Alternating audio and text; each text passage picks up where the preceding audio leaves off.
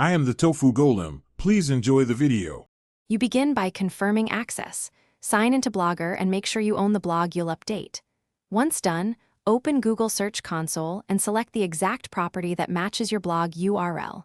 This is critical because sitemaps must match the property. Then, navigate to Blogger's settings and locate the crawlers and indexing area. Make sure your blog is visible to search engines. If it isn't, change visibility so Google can crawl. Now you're ready to generate the sitemap entry. Now create and submit the sitemap path. You'll usually use /sitemap, XML, or the Blogger-specific query like /sitemap. XML, redirect equals false and post ID equals 0. This tells Google to fetch posts, pages, and feeds. In Search Console, go to Sitemaps, add the new sitemap path, and click Submit.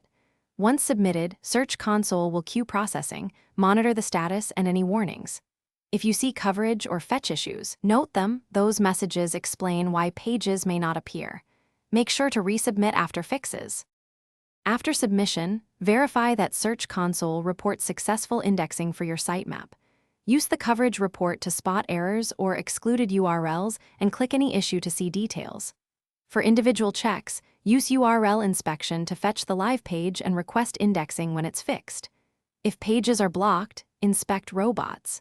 TXT and noindex tags, these commonly stop crawlers. As a key troubleshooting tip, if Search Console shows fetch errors, rerun URL inspection after correcting the problem and Thanks for watching. Consider subscribing if we helped you today.